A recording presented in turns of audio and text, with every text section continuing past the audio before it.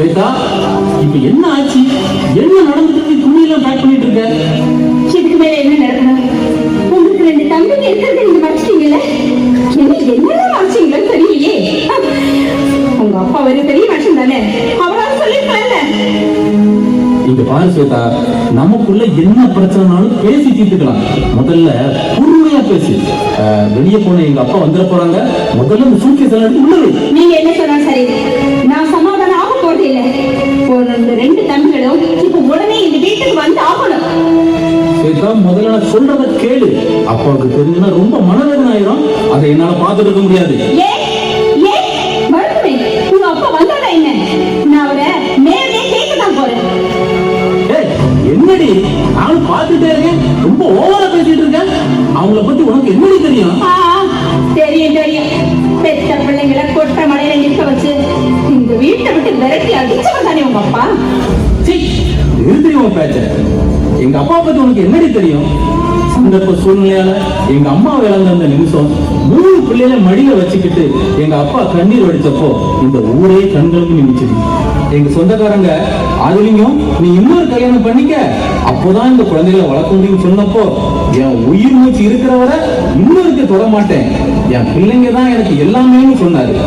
இந்த ஊருக்காரங்க எவ்வளவோ எடுத்து சொல்லியும் எங்க அப்பா என் பிள்ளைங்களுக்கு நான் ஆலமரமா இருப்பேன், என் பிள்ளைங்க எனக்கு விருதா இருப்பாங்கன்னு உறுதியா சொன்னவருடைய எங்க அப்பா அந்த நாள்ல இருந்து இந்த நாள் வரைக்கும் எங்களுக்காக பாடுபட்டு அவர் சந்தோஷத்தை இழந்து நிற்கிறார் தெரியுமா? சுந்தர், ஐயா சுந்தர், ஸ்வேதா உன்னை கையெடுத்து கும்பிடுறேன். இந்த சூட்கேஸ் எல்லாம் எடுத்து உள்ள வை.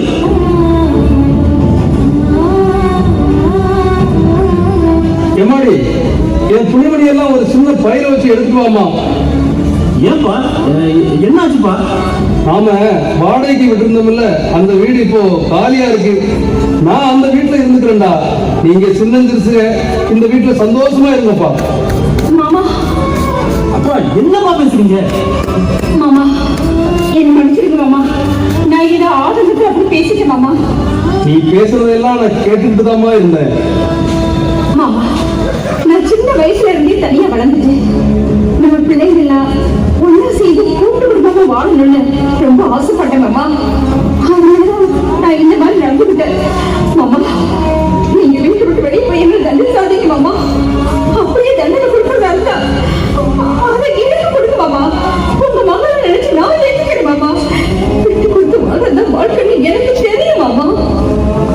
இல்லம்மா, ஒருத்தருக்கு ஒருத்தர் விட்டு கொடுத்து வாழ்றது இல்ல வாழ்க்கை. எந்த நிலையிலையும் யாருக்காகவும் விட்டு கொடுக்காம வாழ்றதுதான் வாழ்க்கை. மருமக, எனக்கு என் பிள்ளைங்க மேல பாசம் இருக்காதா என்ன? அவங்க 2 பேரும் அப்பா முன்னால சாதிச்சு காட்டணும்னு ஆனந்தத்துல ஓடிக்கிட்டு இருக்காங்க. அந்த வேகம் தடப்படக்கூடாதுன்னு தான் மூத்தவன் கல்யாணத்துக்கு கூட நான் அவங்களை கூப்பிடல. ஸ்வேதா, நீ இந்த மாமாவை கல்நெஞ்சுக்காரன்னு நினைச்சிருப்ப. இந்த கல்நெஞ்சுக்குள்ளேயும் கசிவு இருக்குமா.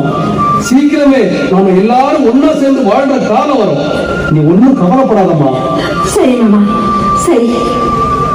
ஸ்வேதா, அப்பா வெளியே போயிட்டு வந்திருக்காங்க. அப்பாவுக்கு ஒரு ஹாலி போட்டு எடுத்துட்டோம். சரிங்க, நீங்க உங்களுக்கு சேஃப்டி போட்டு கொண்டு வரேன். சரி.